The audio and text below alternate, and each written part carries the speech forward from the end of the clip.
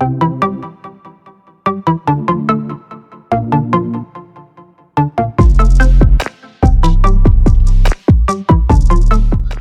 আলাইকুম। আমরা যে ক্লাসগুলো এর আগে করিয়েছি তোমাদের, সেগুলো হচ্ছে সিম্পল বায়োলজি নিয়ে, অর্থাৎ জীববিজ্ঞান নিয়ে, জীববিজ্ঞানের স্কোপ গুলো কি সেগুলো নিয়ে আমরা আলোচনা করেছি এর আগে।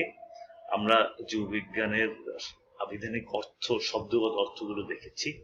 আমরা জীবন কাকে বলে সেটা দেখেছি, কাদের মধ্যে জীবন আছে, জীবন এবং জড়ের মধ্যে পার্থক্য দেখেছি। এমনকি আমরা উদ্ভিদ এবং প্রাণী, বায়োলজির যে দুটি শাখা, একটা বটানি একটা জিওলজি, উদ্ভিদ বিজ্ঞান এবং প্রাণী বিজ্ঞান, এই দুটো সম্পর্কে কিন্তু আমরা অনেক আলোচনা করেছি। আজকে থেকে আমরা এখন যে আলোচনা করব, আজকে আমাদের টপিকটা হচ্ছে অ্যানিমাল ডাইভার্সিটি। তোমাদের দ্বিতীয় পত্রের প্রথম যে চ্যাপ্টারটি, সেটা হচ্ছে প্রাণী বৈচিত্র্য বা অ্যানিমাল ডাইভার্সিটি। অ্যানিমাল ডাইভার্সিটির আজকে থেকে আমরা শুরু করতে যাচ্ছি। অর্থাৎ পৃথিবীতে কত ধরনের প্রাণী আছে, প্রাণীদের কিরকম বৈচিত্র্যতা আছে, এবং জুওলজির কি কি শাখা আছে, দ্বিতীয় পত্র যেটা আমাদের প্রাণী বিজ্ঞান, সেটা নিয়েই আমরা আজকে আলোচনা করব। তো আসো আমরা এখন আমাদের স্লাইডের মধ্যে প্রবেশ করি। তো প্রথম যে চ্যাপ্টারটি তোমাদের জুওলজি বইয়ের, অর্থাৎ বায়োলজি দ্বিতীয় পত্রের প্রথম চ্যাপ্টারটি হচ্ছে অ্যানিমাল ডাইভার্সিটি। অ্যানিমাল ডাইভার্সিটি বা সেটাকে আমরা প্রাণী বৈচিত্র্য বলবো। আর আজকে তোমাদের সাথে আমি আছি কাজী মিজানুল ইসলাম। তো অ্যানিমাল ডাইভার্সিটির প্রথম যেটা প্রাণী বৈচিত্র্য তো বলছি, প্রথম আমাদের যেটা জানা দরকার সেটা হচ্ছে প্রাণী বলতে আমরা কি বুঝি। প্রাণী হচ্ছে এক ধরনের জীব, তবে কোন জীব? যেসব জীবের দেহকোষের বাইরে কোনো জড় পদার্থের আবরণ থাকে না। আমরা এই পার্থক্যগুলো কিন্তু তোমাদের গত ক্লাসে আলোচনা করেছি। দেহকোষের বাইরে কোনো জড় পদার্থের আবরণ থাকে না, যারা কঠিন খাদ্য গ্রহণ করতে পারে। আমরা বলেছিলাম যে কোনো উদ্ভিদ কঠিন খাদ্য গ্রহণ করতে পারে না, কিন্তু সকল প্রাণী কঠিন খাদ্য গ্রহণ করতে পারে। আর কোনো উদ্ভিদ কোষ, প্রাণী কোষের বাইরে জড় পদার্থের প্রাচীর থাকে না, কিন্তু সকল উদ্ভিদ কোষের বাইরে জড় পদার্থের প্রাচীর থাকে। এবং যাদের দেহ সুনির্দিষ্ট আকৃতি বিশিষ্ট, এটা হচ্ছে আমাদের আরেকটু বাড়ানোর জন্য আমরা বলছি সুসংগঠিত অঙ্গতন্ত্র সম্পন্ন, চলাফেরায় সক্ষম, উদ্দীপনায় সাড়া দিতে পারে, পরভোজী প্রকৃতির, নিজের খাদ্য সাধারণত নিজে তৈরি করতে পারে না, তাদের আমরা প্রাণী বলি। আমরা প্রাণীর টোটাল সংজ্ঞাটাকে আমরা এভাবে আলোচনা করতে পারি। তবে আমি এই দুটো মানে যে বেগুনি রঙের দুটি যে বৈশিষ্ট্য লিখেছি, এই বৈশিষ্ট্য দিয়েও আমরা কিন্তু প্রাণীর সংজ্ঞা দিতে পারি। যে এক কথা যদি বলতে পারি, যেসব জীবের দেহকোষের বাইরে কোনো জড় পদার্থের আবরণ থাকে না এবং যারা কঠিন খাদ্য গ্রহণ করতে সক্ষম, তারাই হচ্ছে প্রাণী। এখন আরেকটু ইলাবোরেটলি বলতে গেলে বাকি যে বৈশিষ্ট্যগুলো, প্রাণীর যে বৈশিষ্ট্যগুলো, সেগুলো আমরা নিয়ে আসছি। যে হ্যাঁ, যেসব জীবের দেহকোষের বাইরে জড় পদার্থের আবরণ থাকে না, এটাও বললাম। যারা কঠিন খাদ্য গ্রহণ করতে সক্ষম, এটাও বললাম। সাথে সাথে আমরা বলতে পারি যাদের দেহ সুনির্দিষ্ট আকৃতি বিশিষ্ট, সুসংগঠিত অঙ্গতন্ত্র সম্পন্ন, চলাফেরায় সক্ষম, উদ্দীপনায় সাড়া দিতে পারে, পরভোজী প্রকৃতির যারা, তাদেরকে আমরা প্রাণী বলবো। দ্বিতীয় হচ্ছে যে প্রাণী বিজ্ঞান বলতে আমরা কি বুঝি। আমরা প্রাণী বুঝলাম, তাহলে প্রাণী বুঝলে আমাদেরকে প্রাণী বিজ্ঞান কাকে বলে সেটা আমরা দেখবো। তাহলে বায়োলজি প্রাণী বিজ্ঞান একটা শাখা। তাহলে জীববিজ্ঞানের যে শাখায় প্রাণীদের স্বভাব, বাসস্থান, গঠন, শারীরবৃত্ত, জীবন বৃত্তান্ত, বিবর্তন, পরিবেশের সাথে সম্পর্ক, এই ইত্যাদি সম্পর্কে আলোচনা, পর্যালোচনা, গবেষণা করা হয়, তাকে প্রাণী বিজ্ঞান বলে। অর্থাৎ এই পয়েন্টগুলো তোমাদের মাথায় রাখতে হবে। লেখার সময় এরকম পয়েন্ট করে লেখার প্রয়োজন নেই, লেখার সময় ডিটেলস কমা দিয়ে দিয়ে দিয়ে লিখে যেতে পারো যে বায়োলজি বা জীববিজ্ঞানের যে শাখায় প্রাণীদের স্বভাব, বাসস্থান, গঠন, শারীরবৃত্ত, জীবন বৃত্তান্ত, বিবর্তন, পরিবেশের সাথে সম্পর্ক, এই সমস্ত বিষয় নিয়ে আলোচনা, পর্যালোচনা, গবেষণা করা হয়, তাদেরকে সেই শাখাকে, বায়োলজি সেই শাখাকে আমরা প্রাণী বিজ্ঞান বলবো। অর্থাৎ প্রাণী সম্পর্কিত বিজ্ঞান ভিত্তিক জ্ঞানই হলো প্রাণী বিজ্ঞান। আবার বলছি, প্রাণী সম্পর্কিত বিজ্ঞান ভিত্তিক যে জ্ঞান, সেই জ্ঞানই হচ্ছে প্রাণী বিজ্ঞান বা জুওলজি। জুওলজির কথা আমরা আগে বলেছি যে গ্রিক দুটো শব্দ নিয়ে জুওলজি। একটা জু মানে হচ্ছে অ্যানিমাল, আর নলেজ, আর নলেজ হচ্ছে জ্ঞান। তাহলে প্রাণী সম্পর্কে জ্ঞান, প্রাণী সম্পর্কিত বিজ্ঞান ভিত্তিক জ্ঞান, সেই জ্ঞানকে আমরা প্রাণিবিজ্ঞান বলবো। আমরা প্রাণী বুঝলাম, প্রাণিবিজ্ঞান বুঝলাম। আর আমরা জানি গ্রিক দার্শনিক অ্যারিস্টটল তাকে আমাদের প্রাণিবিজ্ঞানের জনক বলে। খুব মজার একটা কোশ্চেন আমি ক্লাসে করে থাকি সাধারণত, সেটা হচ্ছে যে গ্রিক দার্শনিক অ্যারিস্টটল 384 বিসিতে জন্মগ্রহণ করেন এবং 322-এ মারা গিয়েছেন। সাধারণভাবে তোমাদের একটু প্রশ্নটা করতে পারি, এটা কি সম্ভব? 384 খ্রিস্টপূর্বে জন্ম নিয়ে 322-এ মারা যাওয়া কি সম্ভব? কেউ কেউ বলে না স্যার, না স্যার, এটা সম্ভব না, 322-এ জন্ম নিয়ে 384-তে মারা যায়, এটা তো এরকম না। আসলে বিসি, বিসি মানে হচ্ছে before the birth of Christ, অর্থাৎ যীশু খ্রিস্টের জন্মের পূর্বে। আমরা জানি যে আমাদের যেটা ইংরেজি সাল বলি, খ্রিস্ট সাল বলি, সেই ইংরেজি সালটি হচ্ছে যীশু খ্রিস্ট যেদিন জন্মগ্রহণ করেছেন সেদিন থেকে এই সাল গণনা শুরু হয়েছে। অর্থাৎ এখন যেহেতু 2021 সাল, তার মানে 2020 বছর আগে যীশু খ্রিস্ট জন্মগ্রহণ করেছেন। যখন যীশু খ্রিস্টের বয়স 1 বছর, তখন এই সাল হচ্ছে 1 সাল। যখন যীশু খ্রিস্টের বয়স 2 বছর, তখন এই সাল হচ্ছে 2 সাল, 3 সাল, 4 সাল করে করে করে করে এখন আমাদের ইতিহাস যখন আমরা বলি, তখন যেমন 570 খ্রিস্টাব্দে, এটা হচ্ছে খ্রিস্টের জন্মের পরে খ্রিস্টাব্দ, আমরা বলি যে আমাদের রাসূলুল্লাহ 570 খ্রিস্টাব্দে জন্মগ্রহণ করেছেন। তার মানে যীশু খ্রিস্ট যেদিন জন্মগ্রহণ করেছেন তার 570 বছর পরেই কিন্তু আমাদের মহানবী সাল্লাল্লাহু আলাইহি ওয়াসাল্লাম জন্মগ্রহণ করেছেন। তাহলে এইটাই হচ্ছে আমাদের খ্রিস্টাব্দ। এখন খ্রিস্টের তো আমরা এখন 2021 বছরের ইতিহাস জানি, এর আগের গুলো আমরা কিভাবে জানবো? এর আগের গুলো যদি আমরা জানতে চাই, তাহলে আমরা দেখবো যে সাধারণত এর আগে গুলোকে খ্রিস্টপূর্ব বলা হয়। অর্থাৎ যীশু খ্রিস্ট যেদিন জন্মগ্রহণ করেছেন তার 384 বছর আগে অ্যারিস্টটল জন্মগ্রহণ করেছেন, 62 বছর বেঁচে ছিলেন, এবং যীশু খ্রিস্ট যেদিন জন্মগ্রহণ করেছেন তার 322 বছর পূর্বে তিনি মারা যান, 62 বছর পরে। সুতরাং খ্রিস্টপূর্বকে আমরা কমতে থাকবে, আস্তে আস্তে আস্তে করে এদিকে যখন আসতে থাকবে, বাড়তে থাকবে, তখন কমতে থাকে। এটা বিভ্রান্ত হওয়ার সুযোগ নেই। এটা হচ্ছে অ্যারিস্টটলের জন্মের সালগুলোকে আমরা নিয়ে আলোচনা করলাম। ইজ দ্য মানে দ্য গ্রেট অ্যারিস্টটল। আমরা যদি তাকে এখানে দেখি, তাহলে আমরা দেখবো যে এইভাবে হচ্ছে অ্যারিস্টটল। আমি তোমার ছবিটাকে একটু সরিয়ে নেই এই পাশে, যাতে তোমরা অ্যারিস্টটলের ছবিটা দেখতে পাচ্ছ। এই Aristotle 384 BC, before the birth of Christ, এখানে যেটা বিসি, অর্থাৎ যীশু খ্রিস্টের জন্মের 384 বছর পূর্বে ইনি জন্মগ্রহণ করেছেন, 62 বছর বেঁচেছেন, এবং 322 বছর, যীশু খ্রিস্টের 322 বছর পূর্বে তিনি মারা যান। সেটি হচ্ছে গ্রিক দার্শনিক অ্যারিস্টটল, বিখ্যাত পণ্ডিত ছিলেন। তাকে ফিলসফির জনকও তাকে বলা হয়। অনেক কাজ করেছেন এই অ্যারিস্টটল। তার সম্পর্কে আমরা ভবিষ্যতে আরো অনেক বেশি জানবো। যে আমরা তো জানবোই, because he is the father of geology. আমাদের যে প্রাণীবিজ্ঞান আমরা পড়তে যাচ্ছি, এই প্রাণীবিজ্ঞানের জনক তাকে বলা হয়। সেই আজকে থেকে ধরো 2100 বছর আর 300 বছর, 2400-2500 বছর আগে তিনি যে গবেষণা করে গিয়েছেন, সেই পর্যায়ে কিন্তু আমরা এখন যেতে পারিনি বলেই তাকে আমরা ফাদার অফ জিওলজি বলে সম্বোধন করি। বা আরেক কথা আমরা বলতে পারি যে তিনি যে গবেষণা করে গেছেন তাকে, সেটা আমাদের একটা ভিত্তি, অর্থাৎ জিওলজির, প্রাণীবিজ্ঞানের ভিত্তিটি তিনি করে দিয়েছিলেন বলেই তাকে আমরা ফাদার অফ জিওলজি বা প্রাণীবিজ্ঞানের জনক হিসেবে আখ্যায়িত করি। প্রাণীবিজ্ঞানের কি কি শাখা আছে, দিস ইজ ভেরি ইম্পর্টেন্ট। আমরা আজকে এই প্রাণীবিজ্ঞানের শাখাগুলোই আলোচনা করব। তো প্রাণীবিজ্ঞানের শাখা হচ্ছে, প্রাণীবিজ্ঞানের প্রধানত 3টা শাখা নিয়ে গঠিত। নাম্বার 1 বা ক হচ্ছে বিশুদ্ধ প্রাণীবিজ্ঞান বা পিওর জিওলজি। তোমরা পিওর জিওলজি অর্থাৎ প্রাণীর সম্পর্কে গবেষণা, আলোচনা, পর্যালোচনা, এখানে পিওর জিওলজি।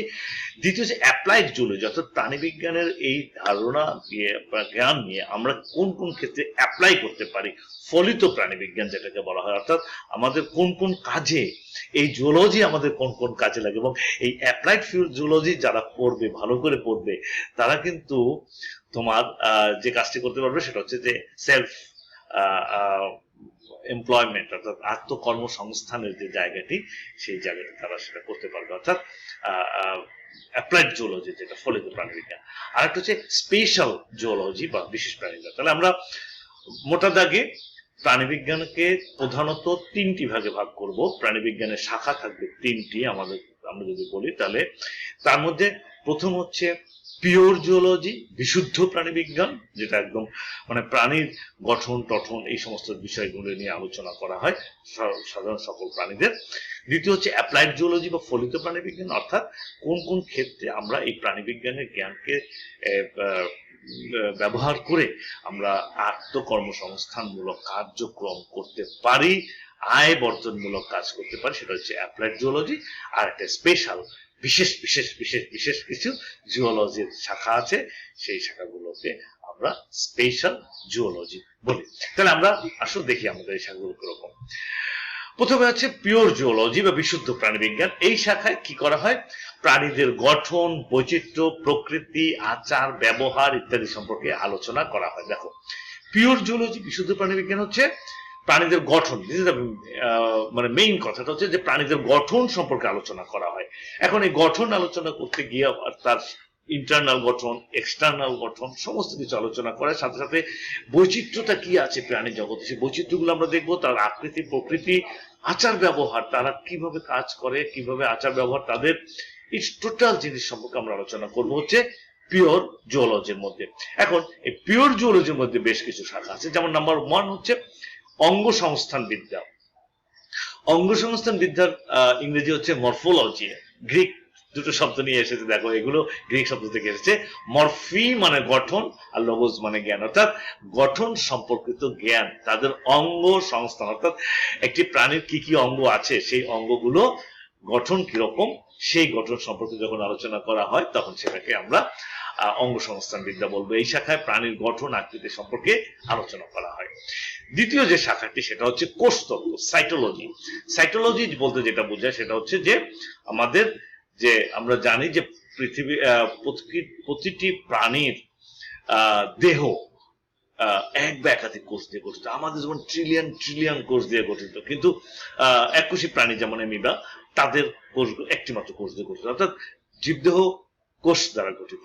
সুতরাং আমাদেরকে সেই কোষ সম্পর্কে জানতে হবে, এবং কোষ সম্পর্কে যদি আমরা জানি তাহলে এই কোষ তত্ত্ব সাইটোলজি। সাইটোলজি দুটো গ্রিক শব্দের সমন্বয়ে, কাইটোস মানে কোষ, লগোস মানে জ্ঞান, অর্থাৎ কোষ সম্পর্কীয় যে জ্ঞান, এই শাখায় প্রাণীদের কোষের গঠন নাম্বার 1, নাম্বার 2 কোষ বিভাজন, আমরা জানি মাইটোসিস, মিওসিস, অ্যামাইটোসিস, বিভিন্ন ধরনের পদ্ধতি আছে কোষ বিভাজন, এগুলো সম্পর্কে আলোচনা করা হচ্ছে আমাদের এই সাইটোলজি শাখায়।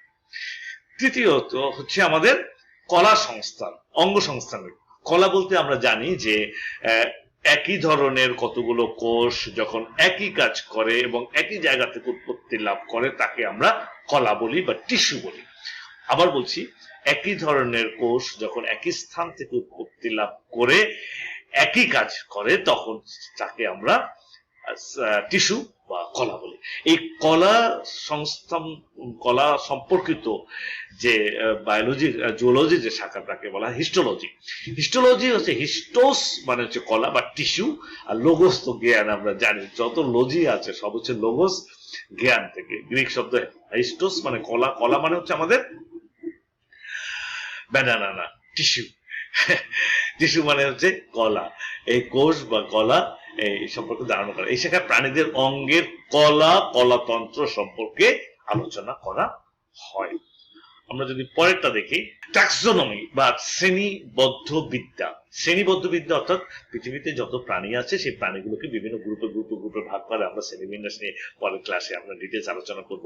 গ্রিক ট্যাক্সিস মানে হচ্ছে বিন্যাস, নোমোস মানে আইন, অর্থাৎ এই যে বিন্যাস করা হয় প্রাণীগুলোকে বিভিন্ন গ্রুপে ভাগ করা হয়, এই ভাগগুলো মূলত কতগুলো আইনের ভিত্তিতে করা হয়। তাহলে জুওলজির যে শাখায় এই আইন কানুন সম্পর্কে আলোচনা করা হয় তাকে বলা হয় ট্যাক্সোনমি বা শ্রেণীবদ্ধ বিদ্যা।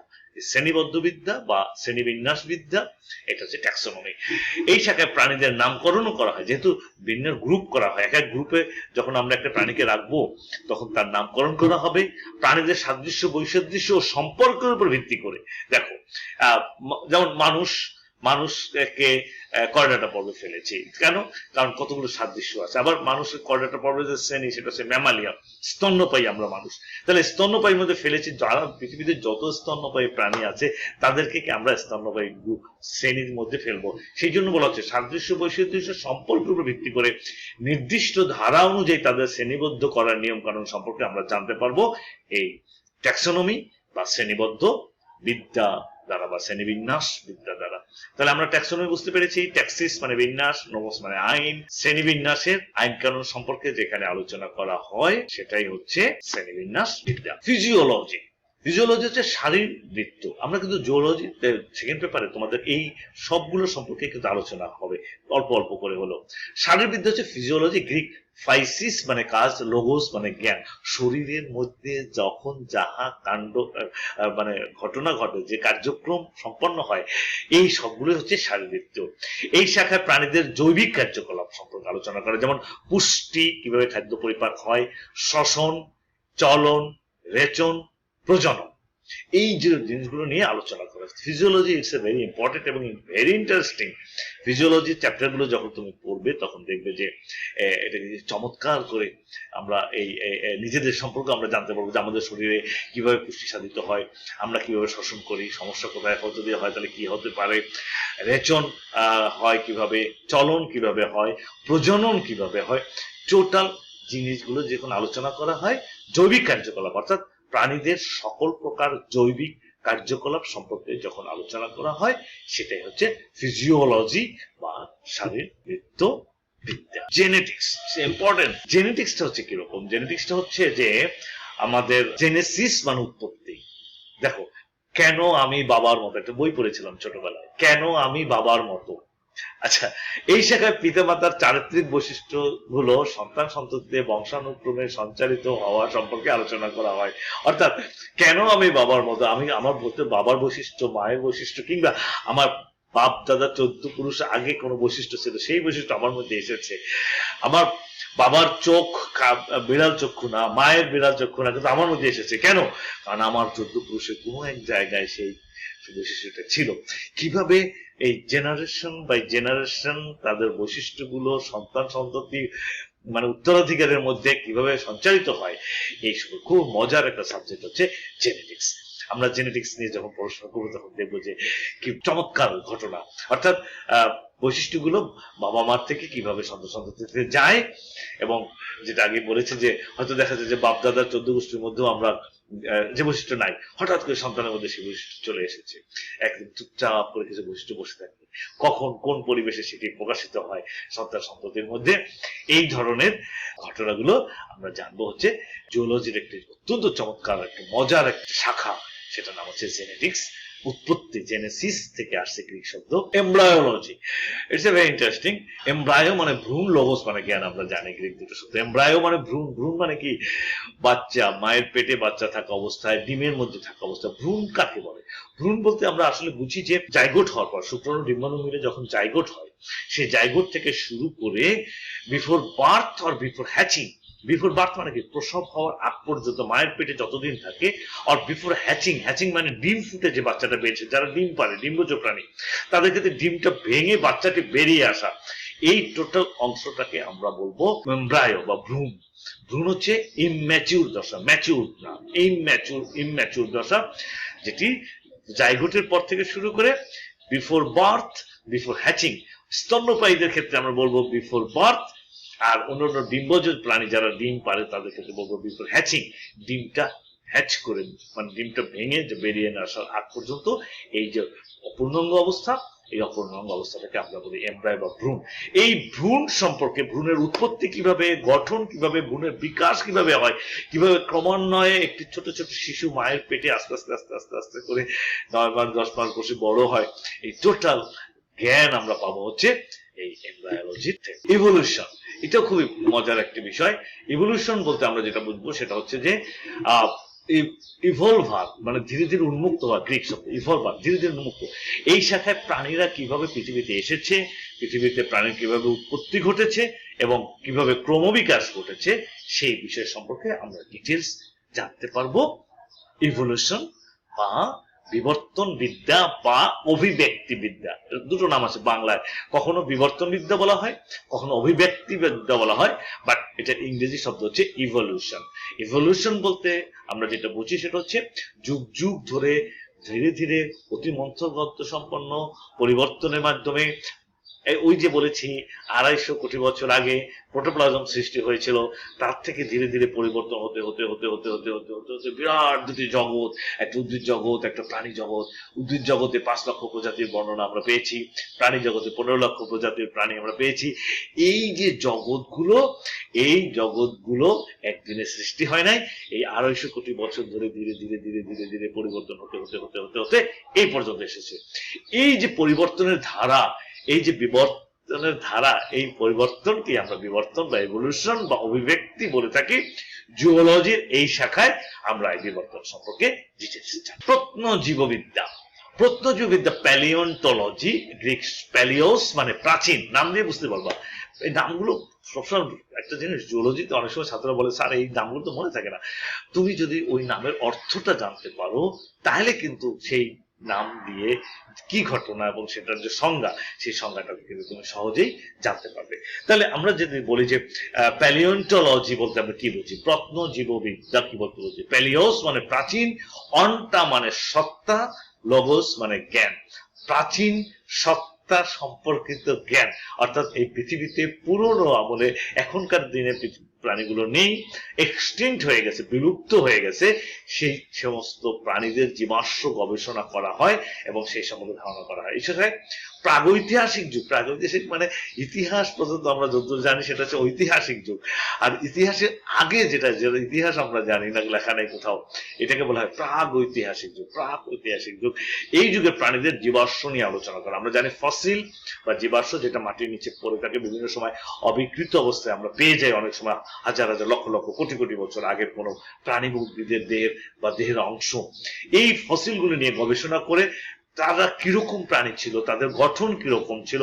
যেমন আমরা ডাইনোসরের কথা বলি, আমরা ডাইনোসরের ফসিল পেয়েছি, সুতরাং আমরা জানি যে এককালে ডাইনোসর পৃথিবী শাসন করে বেড়াতো, সারা পৃথিবী ভরা ডাইনোসররা ছিল। ডাইনোসরদের জন্য অন্য কোনো প্রাণী ঠিক মতো বেঁচে থাকতে পারতো না, কিন্তু একদিন তারা শেষ হয়ে গেছে কয়েক লক্ষ কোটি বছর পর। তো এই জন্য এই যে জীবাশ্ম দিয়ে যেখানে প্রাগৈতিহাসিক যুগের প্রাণী সম্পর্কে আমরা ধারণা পাই, সেটাই হচ্ছে আমাদের প্রত্নজীব বিজ্ঞান। এরপর যেটা নিয়ে আলোচনা করব সেটা হচ্ছে আমাদের ইকোলজি। ঐকোস, গ্রিক ঐকোস মানে বাড়ি, লগোস মানে জ্ঞান। তার মানেটা হচ্ছে কি, বাস্তু সংস্থান বিদ্যা মানে কি তোমার বাড়ির জ্ঞান, ঘরের জ্ঞান না।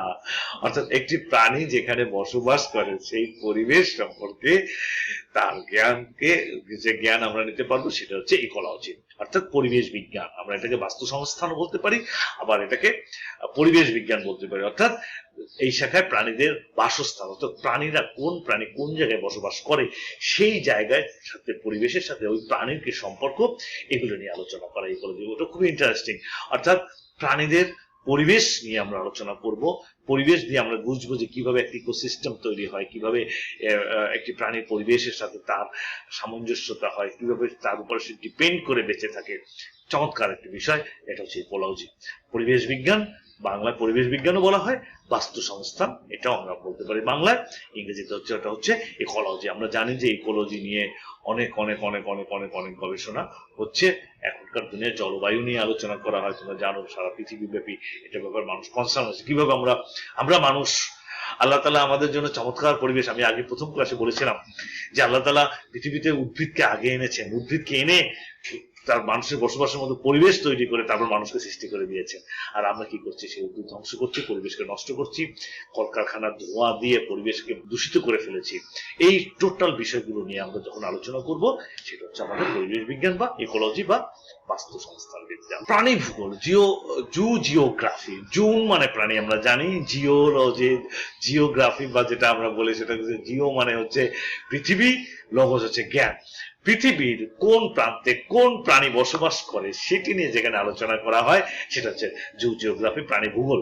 এই শাখায় প্রাণীদের ভৌগোলিক বিস্তার সম্পর্কে আলোচনা করে। আমরা জানি যে এক এক অঞ্চলে, পৃথিবীর এক এক অঞ্চলে এক এক ধরনের প্রাণী থাকে। এই যে কোন অঞ্চলে কোন প্রাণী থাকে, কেন থাকে, ভূগোল, তোমরা জানো যে ভূগোল একটি সাবজেক্ট যেখানে পৃথিবীর বিভিন্ন সম্পর্কে আলোচনা করা হয়। আমরা জিওগ্রাফি মানে যে সেই প্রাণীগুলোর ভৌগোলিক যে বিস্তার, যেমন আমরা জানি ক্যাঙ্গারু কোথায় থাকে, অস্ট্রেলিয়াতে থাকে, আর কোথাও পাওয়া যায় না, তাই না? উট কোথায় থাকে, মরুভূমি অঞ্চলে থাকে, কেন থাকে, কি জন্য থাকে, ভৌগোলিক বিস্তারটা কি রকম হয়, কোন সমুদ্রের কোন অঞ্চলে কোন প্রাণীটি থাকে, এই টোটাল ভৌগোলিক ভাবে যখন আমরা আলোচনা করব তখন সেটাকে আমরা জুলজির শাখা, সেই শাখাটাকে আমরা বলি জু জিওগ্রাফি বা প্রাণী ভূগোল। কোষ বংশগতিবিদ্যা, আমরা কোষ বিদ্যার কথা বলেছি, সাইটোলজি, বংশগতিবিদ্যা, জেনেটিক্স বলেছি, এই দুটো মিলেও কিন্তু একটা শাখা হয়, সেটা হচ্ছে সাইটোজেনেটিক্স। সাইটোলজি আর জেনেটিক্স দুটো মিলে হচ্ছে সাইটোজেনেটিক্স, অর্থাৎ এই জায়গায় ক্রোমোজোমের বৈশিষ্ট্যের সাথে বংশগতির সম্পর্ক। এটা আমরা ক্রোমোজোমের বৈশিষ্ট্য হচ্ছে বংশগতি, অর্থাৎ কোষ, ক্রোমোজোম হচ্ছে কোষের অংশ, কোষবিদ্যা আমরা ক্রোমোজোম পড়বো, ওকে ফাইন, বাট এই ক্রোমোজোমের সাথে জেনেটিক্স বা বংশগত হওয়ার কি সম্পর্ক, অর্থাৎ আমরা জানি যে পিতামাতার বৈশিষ্ট্য সন্তান সন্ততিতে যায়, কিন্তু ক্রোমোজোমের মধ্যে একটি বস্তু আছে তার নাম হচ্ছে জিন, সেই জিনের মাধ্যমে। সুতরাং এই জিনটি জিনের ক্ষেত্রে আমরা যদি বলি তাহলে আমরা বলবো যে ক্রোমোজোমের এই সঞ্চারিত হওয়া, কার মধ্যে বংশগত হওয়া, পরবর্তী জেনারেশনের মধ্যে যাওয়া, এইটা দুটো মিলিয়ে একটি শাখা করা হয়েছে, সেটা হচ্ছে সাইটোজেনেটিক্স, কোষ বংশগতিবিদ্যা। অর্থাৎ এই শাখার ক্রোমোজোম বৈশিষ্ট্যের সাথে বংশগতির সম্পর্ক যেটি, সেটি আলোচনা করা হয়। বায়োকেমিস্ট্রি তোমরা জানো, ইটস ভেরি ইন্টারেস্টিং এবং খুব ইম্পর্টেন্ট একটা সাবজেক্ট। অনেকে মানে বায়োলজি পড়ে যদি বায়োকেমিস্ট্রিতে চান্স পায়, ঢাকা বিশ্ববিদ্যালয়ে বায়োকেমিস্ট্রি হচ্ছে সায়েন্সের সবচেয়ে গুরুত্বপূর্ণ একটি বিষয়। এই বায়োকেমিস্ট্রি হচ্ছে প্রাণ রসায়ন, অর্থাৎ এই শাখায় প্রাণীদের অভ্যন্তরে সংঘটিত সকল ধরনের রাসায়নিক বিক্রিয়া। আমরা জানি আমাদের শরীরের মধ্যে, বিভিন্ন প্রাণীর শরীরের মধ্যে বিভিন্ন কেমিক্যালি রিয়াকশন হয়, এই কেমিক্যাল রিয়াকশন সম্পর্কে যদি আলোচনা করে যেখানে, সেটা হচ্ছে বায়োকেমিস্ট্রি। অর্থাৎ আমাদের শরীরের ভেতরে কোষগুলো কিভাবে গঠিত হয়, কিভাবে এর মধ্যে রাসায়নিক পদার্থের কিভাবে আদান প্রদান হয়, রাসায়নিক বিক্রিয়াগুলো কিভাবে হয়, এই টোটাল জিনিসটি আলোচনা করেন। ভেরি ইন্টারেস্টিং এবং ভেরি মানে পপুলার, এবং আমি বলবো এটাকে একটা দামি সাবজেক্ট হচ্ছে বায়োকেমিস্ট্রি। কারণ রসায়ন, প্রাণ রসায়ন, প্রাণীর ভিতরে রসায়ন কতটুকু কাজ করে, সেটা হচ্ছে প্রাণ রসায়ন। এটা জুলজির একটি শাখা, এ সম্পর্কে আমরা বিভিন্ন জিনিস জানতে পারবো। এরপর যেটা আলোচনা করছে সেটা হচ্ছে এনিম্যাল বিহেভিয়ার। এটা খুবই ইন্টারেস্টিং বিষয়। এনিম্যাল অর্থাৎ প্রাণীগুলো কিভাবে বিহেভ করে, তার আচরণটা কি, সেই আচরণ সম্পর্কে যেখানে আলোচনা করা হয় সেটা হচ্ছে এনিম্যাল বিহেভিয়ার। আমরা এই শাখায় প্রাণীদের স্বভাব আচরণ, প্যারেন্টাল কেয়ার, আমরা দেখতে পাচ্ছি যে এটা সহজাত আচরণ। কিছু আচরণ আছে ইনস্টিংক্ট, অর্থাৎ এটা শেখে না, অর্থাৎ বাচ্চাকে কিভাবে আদর করতে হবে, বাচ্চাটা কিভাবে মায়ের সাথে বিহেভ করবে, এগুলো কিন্তু সহজাত ইনস্টিংক্ট। এটা হচ্ছে আবার কিছু আছে লার্নিং বিহেভিয়ার, কিছু আমরা দেখে শিখি, কিছু সহজাত আচরণ আছে। এই টোটাল এনিম্যাল বিহেভিয়ার গুলো যে শাখায় আলোচনা করা হয় সেটা হচ্ছে অ্যানিমাল বিহেভিয়ার বা প্রাণী আচরণ। এটা জুলজির একটি শাখা, যেখানে আমরা খুব মজার আচরণ আছে। ওই যে বাবুই পাখির কথা বলছিলাম না গত ক্লাসে, যে বাবুই পাখির, পুরুষ বাবুই পাখি, স্ত্রী বাবুই পাখি কি আচরণ করে, প্রত্যেকটি প্রাণীর আচরণ সম্পর্কে আমরা যেখানে জানতে পারি সেটা হচ্ছে অ্যানিমাল বিহেভিয়ার, জুলজির এই শাখাটি। আমরা এতক্ষণ ধরে যেটা আলোচনা করলাম সেই আলোচনাটা হচ্ছে কি, সেটা হচ্ছে পিওর জুলজি, বিশুদ্ধ প্রাণীবিজ্ঞান। বিশুদ্ধ প্রাণীবিজ্ঞানে এই যে শাখাগুলো আছে, এই শাখাগুলো বিশুদ্ধ প্রাণীবিজ্ঞানের অংশ। এখন আমরা যেটা নিয়ে আলোচনা করব সেটা হচ্ছে অ্যাপ্লাইড জুলজি, অর্থাৎ আমরা জুলজি পড়ে, জুলজি শিখে এটাকে আমরা আমাদের দৈনন্দিন জীবনে আয় বর্ধনমূলক কি কাজে ব্যবহার করতে পারি, সেটাই হচ্ছে ফলিত প্রাণীবিজ্ঞান। অ্যাপ্লাই করতে পারি কোন জায়গায় আমরা আমাদের প্রাণীবিজ্ঞানকে অ্যাপ্লাই করতে পারি, সেই অ্যাপ্লাই করার জায়গাকে বলা হয় অ্যাপ্লাইড জুলজি, যেটা আমরা জুলজি থেকে শিখে আমরা আমাদের দৈনন্দিন জীবনে এটাকে অ্যাপ্লাই করে আয়ের বা ইনকামের ব্যবস্থা করতে পারি। আমরা দেখি অ্যাপ্লাইড জুলজি কাকে বলে। সিম্পল, এই শাখায় প্রাণীদের বাণিজ্যিক, অর্থনৈতিক দিক থেকে, অর্থাৎ মানব কল্যাণে জুলজিকে কিভাবে কাজে লাগানো যায় এবং ক্ষতিকর প্রাণীদের কিভাবে দমন করা যায়, কারণ ক্ষতিকর পোকা তো আছে, তারা তো আমাদেরকে অনেক ক্ষতি করে, এইগুলোকে কিভাবে দমন করা যায় সেটা পর্যালোচনা করা হয়। তাহলে দেখো যে অ্যাপ্লাইড জুলজিটা হচ্ছে খুবই ইন্টারেস্টিং জুলজি, এবং এই জুলজিটা হচ্ছে বাণিজ্যিক ভাবে আমরা কাজ করতে পারি, যেখানে এবং অর্থনৈতিক দিক থেকে বা মানব কল্যাণে আমরা যে জুলজি পড়বো, আমরা প্রথম কথা ক্লাসগুলো করেছিলাম যে জুলজি আমরা কেন পড়বো, স্কোপস, অর্থাৎ মানব কল্যাণে আমরা কিভাবে এটা কাজে লাগাতে পারি। দুটো ঘটনা ঘটে, মানব কল্যাণ হবে আর নিজের কল্যাণ হবে। কারণ আমরা বাণিজ্যিক ভাবে অর্থনৈতিক দিক থেকে আমরা নিজেরা লাভবান হব, এট দ্য সেম টাইম সমাজকে লাভবান করতে পারবো এই অ্যাপ্লাইড জুলজির মাধ্যমে। আর দ্বিতীয় যে কাজটি করবো আমরা সেটা হচ্ছে ক্ষতিকর প্রাণীগুলো আছে যেগুলো, সেগুলোকে কিভাবে দমন করবো। কারণ ক্ষতিকর প্রাণীগুলো আমাদের ফসলকে নষ্ট করে ফেলে, পেস্ট যাদেরকে বলি ইঁদুর, এদেরকে আমরা কিভাবে দমন করতে পারি, মশা মাছিকে কিভাবে দমন করতে পারি, এই টোটাল জায়গাটাকে যেখানে আলোচনা করা হয় অ্যাপ্লাইড জুলজি, অর্থাৎ জুলজিকে প্রায়োগিক জুলজি আমরা প্রয়োগ করে কিভাবে বাণিজ্যিক অর্থনৈতিক বা দিয়ে মানব কল্যাণে কাজে লাগাতে পারবো, সেটাই হচ্ছে আমাদের অ্যাপ্লাইড জুলজির শাখা। আমরা অ্যাপ্লাইড জুলজির মজার কিছু সাবজেক্ট আছে, বিষয় আছে, সেটা আমরা এখন দেখবো। এর বিভিন্ন শাখাগুলো হচ্ছে নিম্নরূপ, আমরা দেখছি, আলাপ করে দেখছি। দেখো নাম্বার 1 হচ্ছে, দেখো মাছ ধরতেছে। হ্যাঁ, এর ছবি দেখলে আমরা বুঝতে পারি এটা কিসের, পিসিকালচার। পিসিকালচার হচ্ছে মৎস্য পশুপালন। আমাদের এই শব্দগুলো মনে রাখতে হবে, এই জন্য আমরা ছবিটাও দিয়ে দিয়েছি যে পিসিকালচার বা মৎস্য প্রতিপালন। এই শাখায় মৎস্য প্রতিপালন সংরক্ষণ সম্পর্কে আলোচনা করা হয়। জিওলজির এই শাখা সম্পর্কে যখন আমরা ভালো করে পড়বো, তখন আমরা নিজেরা তোমার মাছের ফার্ম দিতে পারবো, হ্যাচারি করতে পারবো, কিভাবে মাছ চাষ করে লাভবান হওয়া যায় সেটি আমরা জানতে পারবো। Pisciculture, this is one branch of applied zoology. অ্যাপ্লাইড জুলজির একটি শাখা হচ্ছে পিসিকালচার। পিসিকালচার তোমরা জানো যে যদি ঢাকা শহরে থাকো তাহলে শ্যামলীতে একটা জায়গা আছে, সেটা পিসিকালচার কলোনি, মানে অর্থাৎ মৎস্যজীবী বিজ্ঞানীরা একটি কলোনি তৈরি করেছেন, সেটাকে পিসিক কলোনি বলা হয়, পিসিকালচার কলোনি।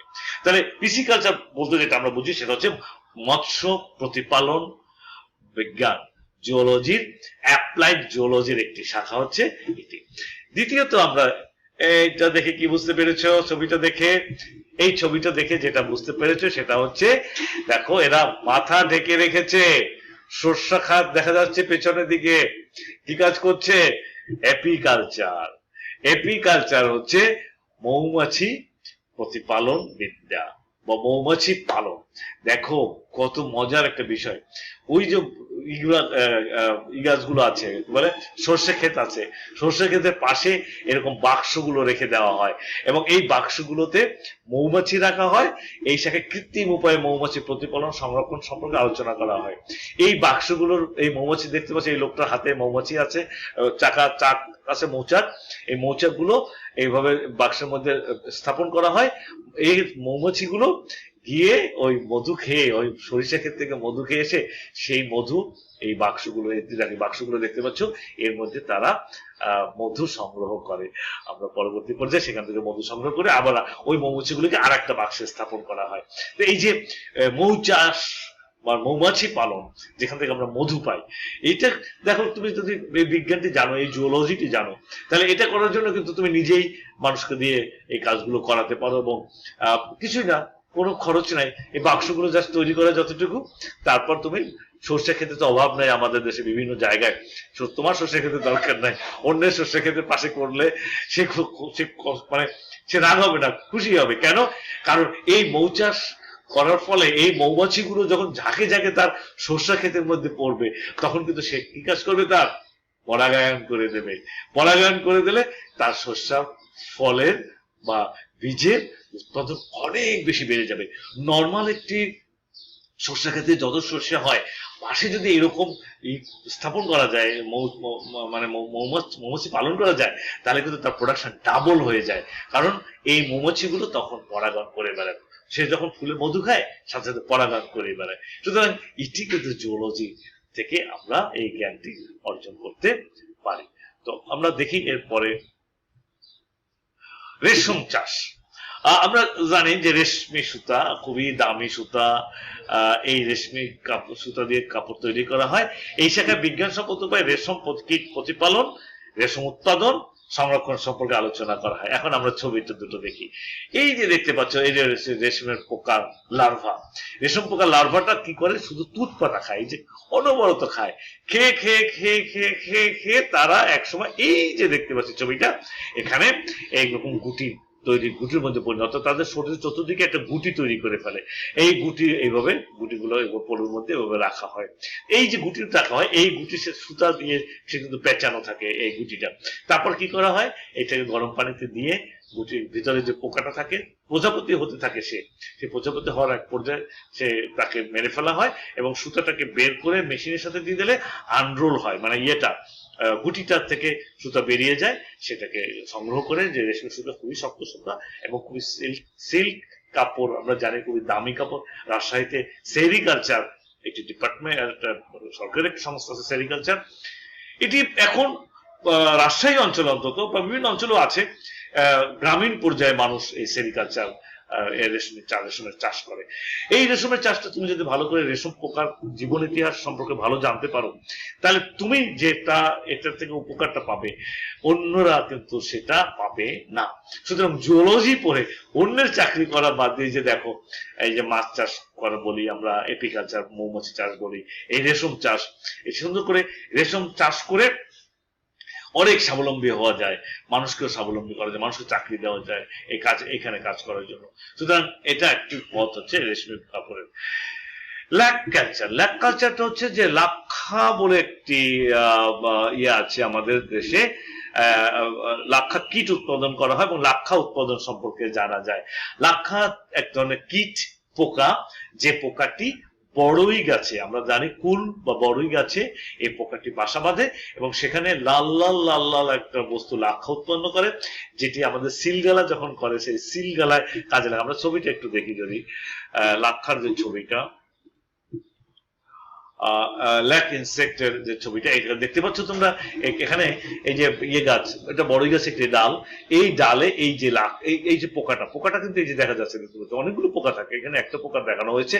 এইরকম করে এই গালা তৈরি করে, তোমরা সিলগালা যে সিলগালা করে যে সেটা দেখতে পাচ্ছ, এটা প্রচুর ব্যবহার আছে, প্রচুর প্রসাধনী শিল্পে লাগে, যে কসমেটিক্স তৈরি করা হয় সেখানে মধ্যে এই লাক্ষা প্রয়োজন হয়। তারপরে বার্নিশ করে, যারা বার্নিশের সময় এই লাক্ষা দিতে হয়। তারপরে মেয়েদের যে রুলি, বড় বড় রুলি তৈরি করে, যে হাতে যে বড় বড় মোটা মোটা অনন্ত বালা তৈরি করে, তার ভেতর এই লাক্ষা দিয়ে ভরে রাখে। বিভিন্ন ধরনের প্রচুর ব্যবহার আছে এবং এই লাক্ষা চাষ করা খুবই সিম্পল।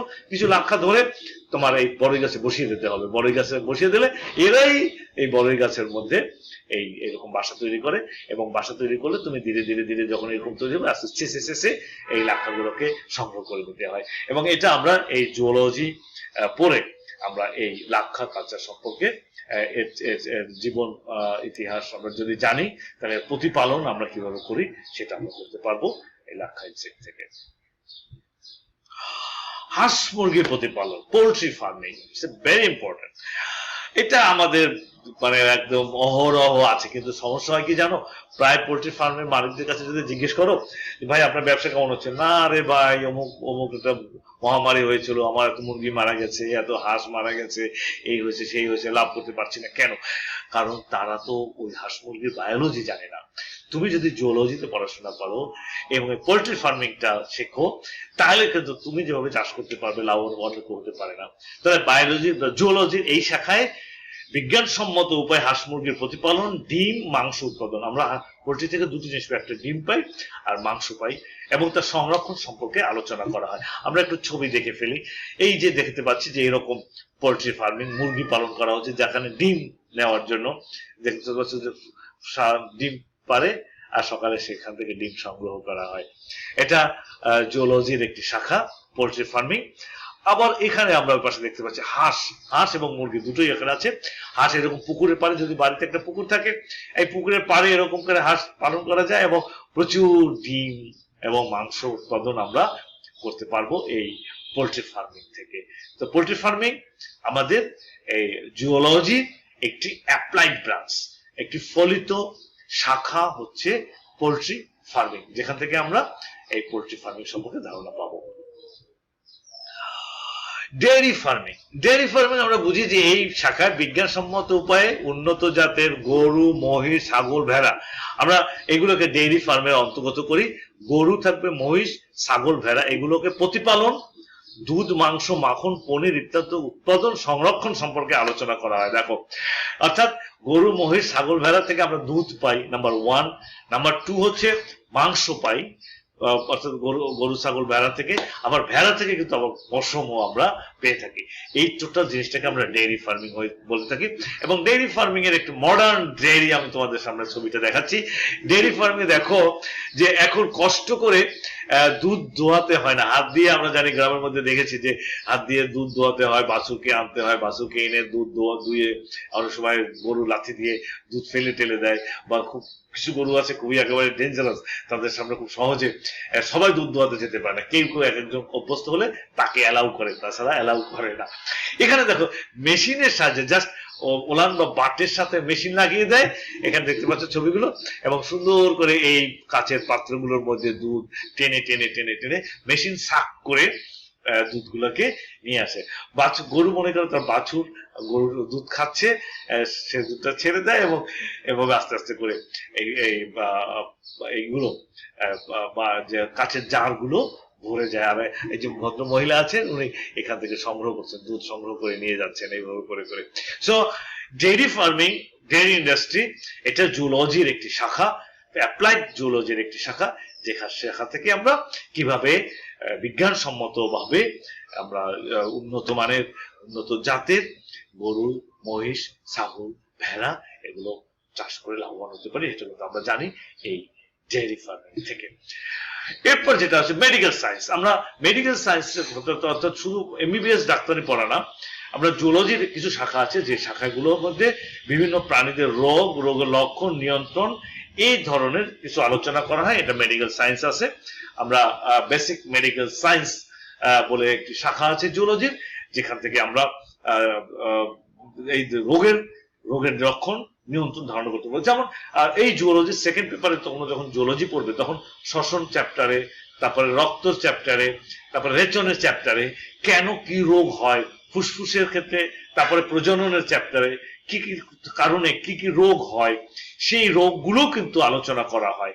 তো এই রোগের লক্ষণ এবং কিভাবে এটাকে নিয়ন্ত্রণ করা যেতে পারে সেগুলো কিন্তু আমাদের, তোমাদের এই যে জুলজি সেকেন্ড পেপার পড়ছো, এখানে মানবদের যে এগুলো আছে, চ্যাপ্টার গুলো আছে, সেই চ্যাপ্টার গুলোর পেছনের দিকে এই মেডিকেল সায়েন্স বা চিকিৎসা বিজ্ঞানের কিছু বিষয়, রোগের লক্ষণ, এগুলো আমরা আলোচনা করবো। এটাও অ্যাপ্লাইড জুলজির একটি শাখা, কারণ এটা শিখে তুমি নিজের উপরে অ্যাপ্লাই করতে পারবে যে এই রোগ হওয়ার কারণগুলো তুমি রাখবে কি রাখবে না। এরপর আমরা দেখবো যে পেস্ট কন্ট্রোল, অর্থাৎ ক্ষতিকর কিছু পোকা আছে আমাদের বিভিন্ন ধরনের ফসলের নষ্ট করে, ধ্বংস করে।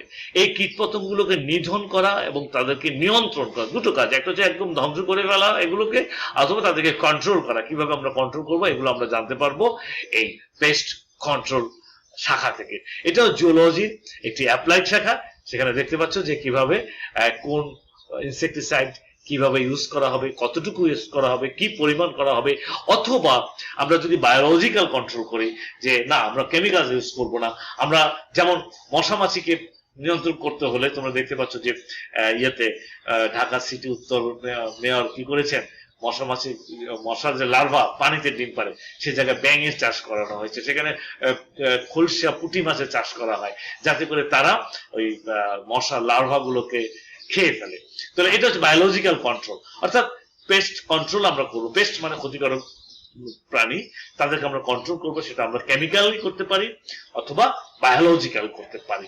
এই কন্ট্রোল এটা অ্যাপ্লাইড জুলজি, অর্থাৎ এটা অ্যাপ্লাই হচ্ছে আমরা অ্যাপ্লাইড জুলজির একটি শাখা। এরপর হচ্ছে নিউট্রিশন, অর্থাৎ খাবার দাবার সম্পর্কে আমাদের ধারণা থাকা দরকার। আমরা কোন খাবার খাবো এবং কোন খাবার আমাদের কি উপকার করে, এই পুষ্টি, নিউট্রিশন, এই সম্পর্কে আমাদের জানা দরকার। এবং এটি হচ্ছে এই শাখায় প্রাণীদের পুষ্টি সম্পর্কে আলোচনা এবং গবেষণা করা হয়। আমরা নিউট্রিশনের একটা ছোট ছবি দেখতে পাচ্ছি, বিভিন্ন ধরনের ফল সবজি এখানে আছে। এই নিউট্রিশন সম্পর্কে কোন খাদ্যের কি পরিমাণ পুষ্টি আছে পুষ্টি ভ্যালু কত আছে, কত ক্যালোরি আছে, এই টোটাল জিনিসটি আমরা কিন্তু জুলজিতে জানবো নিউট্রিশনের মাধ্যমে। তোমরা দেখতে পাচ্ছ যে মানে অ্যাপ্লাইড জুলজিটা হচ্ছে সবচেয়ে ইম্পর্টেন্ট জুলজি।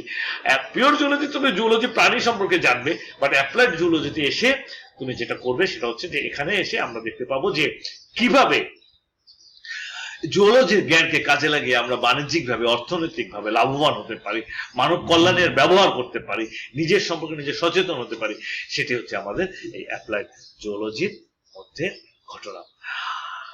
আমরা অ্যাপ্লাইড জুওলজি শেষ করলাম। এখন আমরা যেটা আলোচনা করব সেটা হচ্ছে 3 নম্বর, সেটা হচ্ছে বিশেষ প্রাণীবিজ্ঞান বা স্পেশাল জুওলজি। বিশেষ বিশেষ প্রাণীর উপর ভিত্তি করে প্রাণীবিজ্ঞানের বিশেষ বিশেষ শাখা গঠিত হয়। অর্থাৎ স্পেশাল সমস্ত জুওলজি, যখন আমরা নর্মাল পিওর জুওলজি পড়ি তখন আমরা টোটাল জিওলজি সম্পর্কে আলোচনা করি, সকল প্রাণী সম্পর্কে আলোচনা করছি।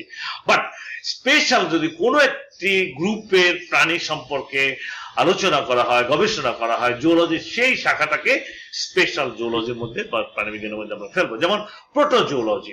প্রোটোজুওলজি মানে প্রোটোজোয়া পর্ব, মানে এককোষী প্রাণীদের পর্ব। তাহলে এককোষী প্রাণীবিজ্ঞান যে শাখায়, জুওলজির যে শাখায় এই এককোষী জীব সম্পর্কে আলোচনা করা হয় তাকে বলা হয় প্রোটোজুওলজি। এককোষী প্রাণীদের সম্পর্কে আলোচনা গবেষণা প্রোটোজুওলজি। প্যারাসাইটোলজি, প্যারাসাইট বা পরজীবী, যারা অন্য প্রাণীর শরীরে বসবাস করে বা অন্য জীবের শরীরে বসবাস করে তাদের আমরা প্যারাসাইট বা পরজীবী বলি। পরজীবীর সংজ্ঞা নিয়ে আমরা পরে ডিটেইলস আলোচনা করব। এই শাখায় পরজীবী প্রাণীদের স্বভাব, বাসস্থান, জীবনচক্র, পরজীবিতা অর্থাৎ কি কারণে তারা পরজীবী হয়, পরজীবী থেকে তারা কিভাবে সুবিধাগুলো নেয়, অভিযোজন ইত্যাদি সম্পর্কে আলোচনা করা হয়, সেটা হচ্ছে প্যারাসাইকোলজি। অর্থাৎ আমরা বলেছিলাম বিশেষ প্রাণীবিজ্ঞান হচ্ছে একটি বিশেষ গ্রুপের প্রাণী সম্পর্কে আলোচনা যখন হয় সেটা হচ্ছে স্পেশাল জুওলজি প্রাণীবিজ্ঞান। এককোষী প্রাণীবিজ্ঞান, পরজীবী প্রাণীবিজ্ঞান, কৃমিবিদ্যা, হেলমিনথোলজি, কৃমি জাতীয় প্রাণীগুলো যারা আছে তাদের সম্পর্কে আলোচনা গবেষণা করা হয়। আমরা জানি প্লাটি হেলমিনথিস, নেমাথেলমিনথিস, এই যে প্লাটি হেলমিনথিস সব পরজীবী। এমন একটি পর্ব যে পর্বে সকল প্রাণীরা পরজীবী, তারা হচ্ছে প্লাটি হেলমিনথিস। এই হেলমিনথিস অর্থাৎ কৃমি, তাদের সম্পর্কে যখন আলোচনা করা হয় সেটাই হচ্ছে হেলমিনথোলজি বা কৃমি বিদ্যা। কীট বিদ্যা, পোকামাকড় সম্পর্কে আলোচনা, একটি বিশাল মানে জগৎ। কারণ আমরা জানি পৃথিবীতে যত প্রাণী আছে তার মধ্যে 80% প্রাণী হচ্ছে পোকা, ঠিক আছে। পতঙ্গ, পতঙ্গ বিদ্যা, পতঙ্গ বিদ্যাও বলা হয় বা এটাকে আমরা এন্টোমোলজিও বলি, কীট বিদ্যা বলে, কীট পতঙ্গ, সেই কীট পতঙ্গ। তাহলে জুওলজির যে শাখায় বিভিন্ন ধরনের কীট পতঙ্গ সম্পর্কে আলোচনা গবেষণা করা হয় তাকে আমরা বলবো এন্টোমোলজি বা পতঙ্গ বিজ্ঞান।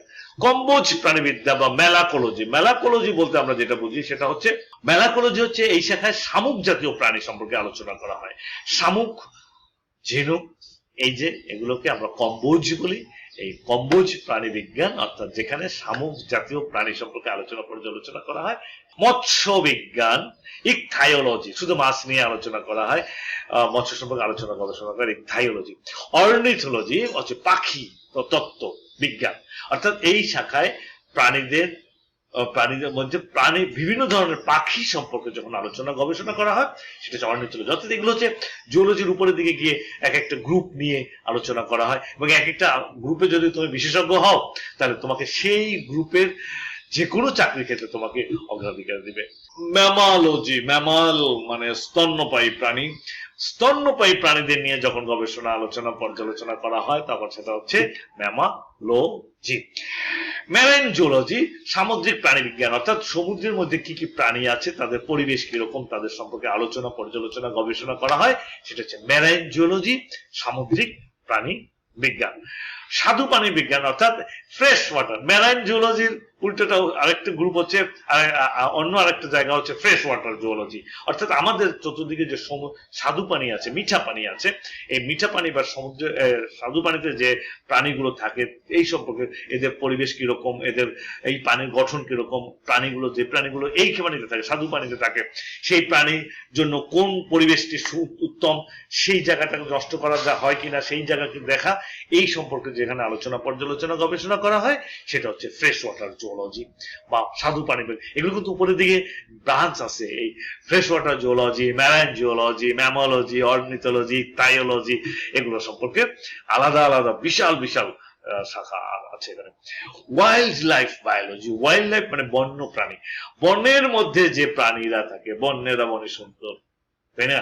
এই বনের মধ্যে যে প্রাণীগুলো থাকে, বিভিন্ন ধরনের বন্য প্রাণী সম্পর্কে আলোচনা, পর্যালোচনা, গবেষণা করা হয়। অর্থাৎ জঙ্গলে যে প্রাণীগুলো থাকে তারা যেন পরিবেশটি ঠিক মতো পায়, কি পরিবেশে তারা থাকে, কোন পরিবেশ তারা পছন্দ করে, এই প্রাণীদের জীবনযাত্রা কিরকম, এই প্রাণীদের বায়োলজি কিরকম, তাদের শারীরিক গঠন কিরকম, টোটাল বিষয় সম্পর্কে যেখানে আলোচনা করা হয়, সেই জুলজি সেই শাখাটাকে আমরা বলবো ওয়াইল্ড লাইফ জুলজি বা বন্য প্রাণী বিজ্ঞান। তাহলে আমরা আজকের এই ক্লাসে আমরা দেখলাম যে আমাদের জুলজিকে, যেটাকে বলা হয় প্রাণীবিজ্ঞান, এই প্রাণীবিজ্ঞানকে আমরা তিনটি ভাগে ভাগ করেছি এই শাখাগুলোকে। প্রথম শাখা ছিল পিওর জুলজি, অর্থাৎ জীব প্রাণী দেহের গঠন, আকার আকৃতি ব্যবহার, আকার আকৃতি ব্যবহার, টোটাল জীবনের গঠন সম্পর্কে, শারীরিক গঠন সম্পর্কে আলোচনা করা হয় পিওর জুলজিতে। বিশুদ্ধ প্রাণী বিজ্ঞানে অ্যাপ্লাইড জুলজি, অর্থাৎ এটাকে কিভাবে ব্যবহার করা হয় মানব কল্যাণে, বাণিজ্যিকভাবে, অর্থনৈতিকভাবে লাভবান হওয়ার জন্য, এইটা হচ্ছে অ্যাপ্লাইড জুলজি। আমরা অ্যাপ্লাই করব এই জুলজিকে, যদি অ্যাপ্লাই করে কিভাবে শিখেছি, অ্যাপ্লাইড জুলজি। আর 3 নম্বরে আমরা যেটা স্পেশাল কোন একটা গ্রুপ নিয়ে যখন আলোচনা করা হয়, সেই গ্রুপ সম্পর্কে আমরা ডিটেলস জানতে পারবো এই স্পেশাল জুলজিতে। তাহলে জুলজির 3টি শাখা আমরা ভালো করে বুঝলাম, ব্রাঞ্চ গুলো বুঝলাম, নামগুলো মনে রাখতে হবে। নামগুলো অর্থ যদি বলো, যেমন ম্যামাল যদি জানো যে স্তন্যপায়ী, তাহলে বলতে হবে ম্যামালজি মানে স্তন্যপায়ী প্রাণী বিজ্ঞান, অর্নিথ মানে হচ্ছে পাখি, অর্নিথোলজি, ইকথাইওলজি হচ্ছে মৎস্য, ইকথাইওলজি। তো এই সমস্ত জায়গাগুলো আমরা নামের অর্থগুলো বুঝবো, ইংরেজি টার্ম গুলো আমরা ব্যবহার করব, ইংরেজি টার্ম গুলো মুখস্থ করবো, জানবো। মুখস্থ করার প্রয়োজনে তুমি যদি অর্থ জানো, তাহলে তোমার ভোকাবুলারি যদি অনেক রিচ হয়, তাহলে তুমি এই সমস্ত নাম বললে তুমি বুঝতে পারবা যে এই শাখায় জুলজির কোন প্রাণী নিয়ে আলোচনা করা হয়। এটা ভালো করে পড়বে এবং এটি দিয়ে তোমার জুলজির জ্ঞানকে তুমি ভালো অর্জন করতে পারবে এবং জুলজির ডিটেলস শাখাগুলো সম্পর্কে ধারণা করতে পারবে বলে আশা করছি। তো আজকের মতো এখানে শেষ করছি।